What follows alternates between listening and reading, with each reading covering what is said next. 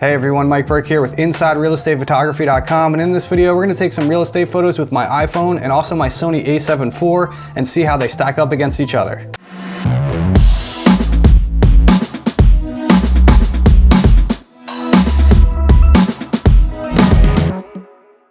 Alright, so before anyone gets upset about this video, I am not proposing that a phone is a valid replacement for a professional camera setup for real estate photography. I'm simply making this video for fun, and I'm genuinely curious to see what kind of quality I can pull out of my phone camera and how it would compare to my professional camera and lens setup that costs around $5,000. I also figured that some of you out there would be interested in this little experiment as well, so I decided to make a video on it. We're gonna have a little fun with this video. In a moment, I'm gonna take you on site with me, and we're gonna take a few shots in a house on an actual real estate shoot. I'm gonna take a shot with my camera and then try to mimic that shot as close as I can with my phone. We will then come back here and compare the photos and see how they stack up against each other. The fun part will be is that I'll label the photos A and B. One will be the phone photo, one will be the camera photo, and I won't tell you which one is which, and I'll give you the opportunity to guess before revealing the answer. I'm curious to know how many of you out there will be able to spot the phone photo and also what your overall thoughts about the photos are, so definitely please leave a comment below after watching this video. Okay, so now I'll take you on site with me very briefly just to show you how I acquired these images with my phone and my camera, and then we'll meet back here to compare them. Alright guys, so I'm here on site at a shoot where I'm going to conduct this little experiment. So basically what I'm going to do is take a shot with my camera. It's an A7IV, Sony A7IV. I'm going to do 5 brackets, 2 stops apart. Raw files, and then with the iPhone I have this little mounting bracket that will go onto my tripod, which will enable me to mount my phone on the tripod, and I'm going to try to get as close as I can to the same composition as I did with my camera, but I'm going to have to manually sort of bracket with the phone. It won't automatically bracket obviously, so I'm going to have to do like manual exposures for all the information that I need. I'll show you how that's done. I'm going to screen record my phone so I can show you what I'm doing. Just so you can see how I'm getting these images here. All right guys, so without further ado, I'm gonna do like 3 different shots here, like in 3 different rooms in this house. This house is vacant and empty. There's no furniture in it, unfortunately, but that doesn't really matter for this experiment. It will serve its purpose. So I'm gonna take 1 shot of each of those 3 shots with the camera and 1 shot with the iPhone. I'm gonna edit these together later so we can compare them, A and B. Let's see how high of a quality shot I can get with an iPhone. I don't know. I've never done this experiment. This is purely for fun. Let's see if I can get a quality that, comes close to the camera, or maybe it'll be really close. I have no idea. So let's do this. I'm gonna do these shots and we'll take them back onto the computer, but I will show you how I'm getting these shots as I go along. Okay, so here's the first shot I'm getting. It's a kitchen shot with my camera. You can see basically the composition here that I'm getting. I have to shoot this with my phone, but here's the the composition and the shot that I'm getting here.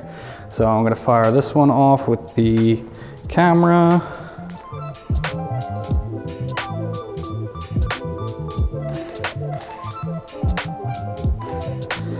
All right, now I'm gonna mount up my phone and I'll screen record the phone and show you how I'm gonna get this shot with my phone. So let's do that now. All right, just to show you how the phone's mounted, this is how this little contraption works.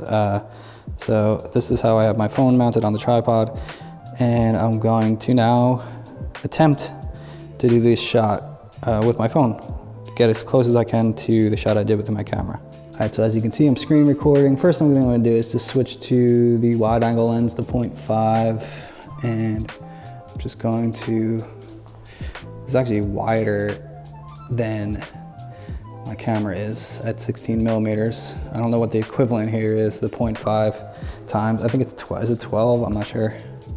Anyway, I am going to try to level this out as best I can. I'm gonna have to do this totally by eye, so I don't have any level on the going here, so I'll probably have to straighten it out in Lightroom or whatever, Photoshop, some of the verticals or whatever. So this, this may be slightly different looking just because of the different sort of focal lengths that are going on here. But anyway, it is what it is. Hopefully that doesn't give it away later when you're looking at these side by side and comparing them, because I'd like to see if everyone can guess which one is which. So, all right, so anyway, I'm gonna take a photo here at like a sort of median exposure. I'm just gonna hit the photo button. Okay, and now I'm going to just tap on here. I'm just gonna drag the exposure down. Take another shot, like for the windows or so. Set a lower exposure. And now I'm gonna do like 3 brackets probably. So I'm gonna drag this one up and overexpose, get like the cabinets. Is it letting me go any higher than that? I don't know. So obviously this isn't practical to try to do this, but this is just for fun here. And all right, now here we go, getting this up. Right now I could really see the cabinets. So for a higher bracket, I'm gonna take this shot. All right, so those are the 3 shots that I'll use to composite together to make a shot.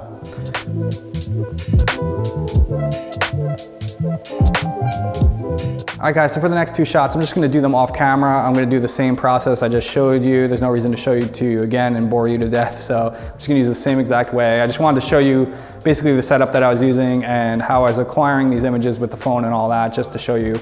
So we're gonna take these back to the computer. I'll edit them again off camera. There's no reason to show you that process. I'm just gonna hand blend these together and we will compare the results together at my studio. All right guys, so now that the images have been shot, I've edited them together on the computer, I hand blended them together. I did just want to mention really quickly that I'm using the iPhone 13 Pro. It's not the 14 Pro, it's not the newest one. I don't know if that matters to anybody, but I just thought I'd mention it. So anyway, without further ado, let's take a look at these images. Again, I labeled them A and B. I'll give you a few seconds to look at each one, and then I'll allow you an opportunity to guess which one is which before revealing the answer. All right, so let's get into it. All right guys, so here's the first of the 3 photos we took. Here's A. I'll give you a few seconds to look at this one.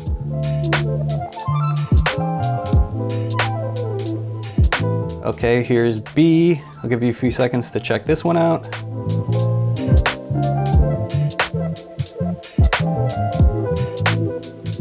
Okay, very quickly, let me show you these again. Here's A again. And here's B again.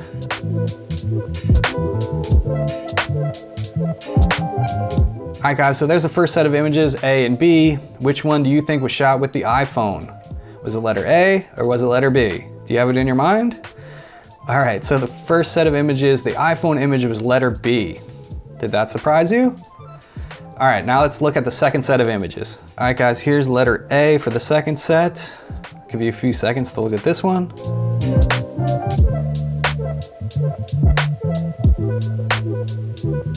All right, here's letter B for the second set.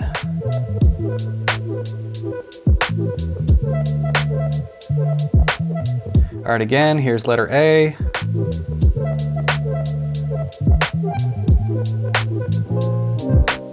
All right, again, here's letter B.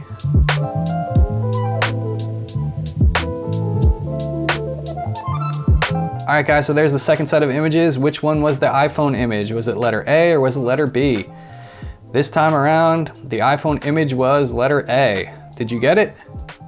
All right, let's look at the final set of images. All right, guys, here's the third and final set of images. Here is letter A. I'll give you a few seconds to look at this one.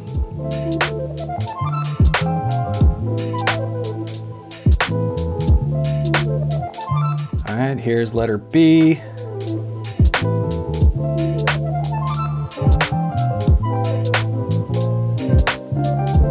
All right, again, really quick, here's letter A.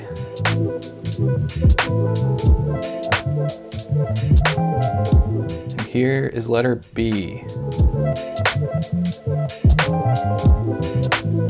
All right, guys, so there's the third and final set of images. Which one do you think is the iPhone image? Was it letter A or letter B? All right, again, on this set, the iPhone image was letter A.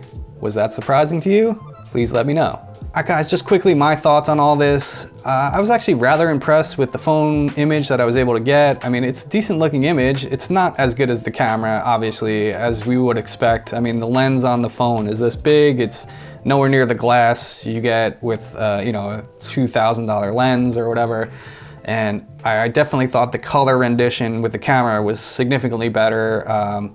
in that second image with the fireplace, that living room image, like the wood tones were just not there as much as with the camera. Like the color rendition is just not as good. And also just the overall quality of the phone image isn't as good. Let's take a look quick at a couple of the raw images side by side and I'll show you what I'm talking about. All right, so if you look quickly here, this is the first image. On the left here, this is an iPhone image. On the right, that's from the camera. So if we zoom in here, you can see on the phone image here, just like look at the ceiling, like look at the ceiling on the camera image and look at the, yeah, this is the camera on the right, and look at the phone image on the left, I'm sorry. Look how much noise is here in the ceiling, all on the cabinets, how noisy this is.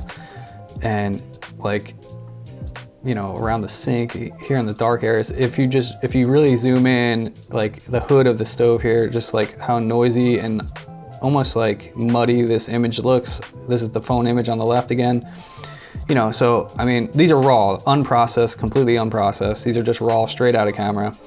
So you can see, when you look closely, you can really see that the phone doesn't hold up quality-wise to the camera, as you probably would expect. All right, so really quickly, I just wanted to show you this living room photo that I was talking about as far as the color goes. So on the left here is the iPhone image, and on the right is the camera image. You know, straight out of camera, raw photos. You could see, you know, how much richer and, you know, warmer the wood tones are here. And I will say this is, you know, the camera is much more true to life. It wasn't, you know, like this so much as it is in the iPhone picture. This is much darker and like less color going on here. And, you know, it's not too surprising, you know, with the camera having a full frame sensor and, you know, all that stuff, its ability to render color and gather color information is just, you know, superior. I mean, no doubt about it. So you can just see here, again, you know, this is noisy too, a little bit muddy, the iPhone image. But I just wanted to point out the color difference there and that the camera really did get much better color rendition. All right guys, so that was my iPhone versus Sony A7IV unscientific experiment. I hope you guys enjoyed this. Again, please definitely leave me your thoughts down in the comments below. I'm definitely so curious to know what you guys thought about all this. All right guys, so that's it for this video. I hope you enjoyed it. If you did, please hit the like button and subscribe to the channel if you haven't done so already. I really appreciate your support. Also, definitely check down in the description below. There's a lot of cool stuff down there. I got links to editing training packs. I got a sky replacement pack. I got links to gear recommendations. I got linked to my Patreon page where you get access to my private Discord group where you can consult with me directly and also consult with an awesome group of real estate photographers. So there's a lot of great stuff down there. Please check that out as well. Thanks again so much for watching this video, and I'll see you again soon on the next one.